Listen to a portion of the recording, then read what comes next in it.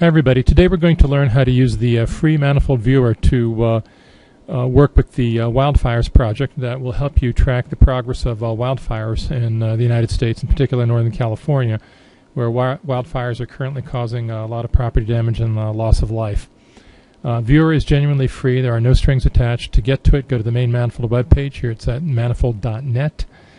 And you can see this all talks about the commercial products, but you can click either here on Free Viewer or up here in the main menu, click on Free Viewer. That'll take you to the Viewer page, which talks about Manifold Viewer. Go straight to the download by clicking on this icon to download, and that takes you to the Manifold Viewer product downloads page. Here in the product downloads page, I recommend that beginners get either this download, 64-bit viewer, Manifold Viewer for 64-bit Windows. Get that if you're working with 64-bit Windows. If you have 32-bit Windows, like on a notebook computer or something like that, click on this to download the 32-bit version.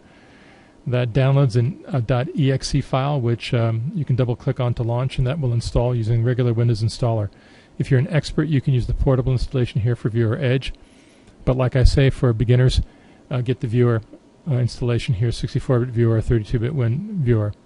While you're at it here on the product downloads page for Viewer, scroll further down, and you'll see there's miscellaneous downloads here, which are a lot of sample projects that are used with the instructions to learn how to work with Viewer. They're featured in many of the videos that are here on the gallery page.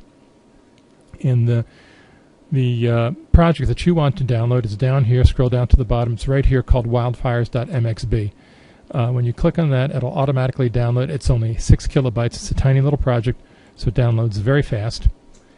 And that's the one you'll be opening with Viewer. Okay, once you install Viewer, launch it, and you get a display that looks like this. Here we've already opened up the Wildfires project. The way you open a project is you click here, File, Open, navigate to where you stored that download, wildfires.mxb, click on it, and then click Open, and that'll open up the project. Like I say, we've already opened it here. It opens up instantly. And the project is a stripped-down project. It's designed for people who have not been working with this sort of thing before and want to learn quickly. So that's why we have the names of things like double-click here to README. That gives you a README file which tells you how to work it, how to work the thing. And here, double-click here to open the map. That'll open up a map file, and it opens up Zoom to Fit. The first thing we're going to learn is that when you click with the left mouse button and drag, that pans the view. When you right-click and drag, that creates a zoom box. So that'll zoom into that box. You can see we've zoomed in here to where California is. This particular map has 3 layers. It has a Bing Streets plus satellite layer. It has a MODIS fire detection layer, and it has a VIIRS fire detection layer. These layers are coming in from servers that are operated by the United States government. If they're slow, and you can see this pause button going on there for a while, the reason they're slow is that there's a lot of people hitting those servers right now because it is, after all, a fire emergency.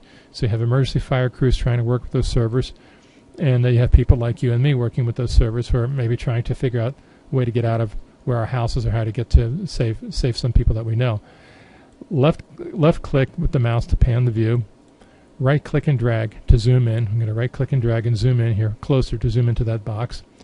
Or I can use the mouse button to zoom in. Sometimes if the servers are really slow, it may hang. I'm using the mouse wheel to zoom in and out. And I'm going to scroll in here to near Clear Lake, which is a lake in Northern California where 2 very big fires are burning right now. There's one here just to the west of Lakeport. We're filming this, by the way, on the 2nd of August, 2018. And in the time between when I was prepping this project to video, and that was about an hour or so ago, and right now, there's been this big growth in this fire right here.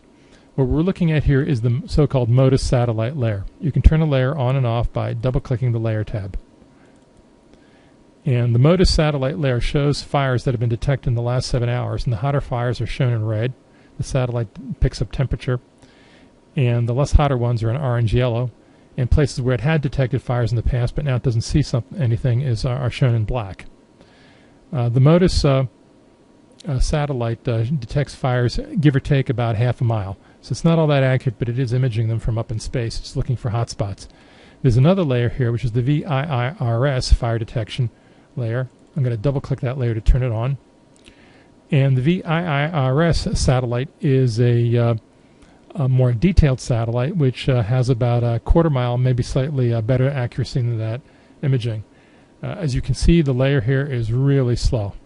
It's taking it a long time to zoom in and to fill in that VIIRS layer. And there we go. The VIIRS layer shows places where it detects fires in those. I'm going to turn off the MODIS layer so we can see this better. It shows you where the more active fire zones are here with better detail, both red and yellow. And as you can see, the fire, and this is moving, if you looked at it over the last couple hours, you can see the fire up here is moving towards the right here, towards Bartlett Springs, and the fire here is moving kind of up this way. And there's a few detections that are here in the Water Spring and the Upper Lake area. So if you're in that area, please, for God's sake, be careful. I'm going to turn the MODIS layer back on and the VIIRS fire detection layer back off. Now, one problem with these layers is they are served by the federal government, and as a result, they're careful about how they use their resources. If you zoom too far in, the layers will turn off. The MODIS layer goes away when you zoom farther than a certain destination. And I'm not exactly sure why that is. I think they're worried that because it's not all that high resolution, people may think it's false accuracy, but whatever reason they give you, sometimes when you try to zoom right in to say, hey, is it closing in on my house or is it closing in on my neighborhood, the layer goes away. That's unfortunate, but that's the way it is, and just have to learn to use it. At least this way you get a kind of a larger view. So if you're trying to figure out how to get, say, from here to Lakeport around up here to Ukiah, you can see which roads are clear and which ones are not clear, kind of a larger resolution. And if you're living here in Bartlett Springs, you can see the MODIS satellite is showing some fire action headed your way. So there too, please be careful. Like I say, this is being filmed on the 2nd of August 2018. There are other layers here that we can take a look at. If we click here on the open button for other layers, you can see there are layers here. And wherever the active layer is, you can click on it, and that'll turn that layer tab dark. When you drag and drop a layer from here into there, that's where it appears. So let's take the Google Terrain layer and drag it and drop it in here. Layers to the left are upper layers, layers to the right are lower layers. So the Google Terrain layer is a solid layer. It hides the Bing Streets Plus satellite layer below. And some of these layers, for example, the Google Transparent Streets layer, work well together. For example, if we want to get some context for the Google Terrain layer, we can drag and drop the Google Streets layer above it. And we can see that it's dropping in transparent streets here with transparent pixels between them that are coming in from Google. Those are a good match together.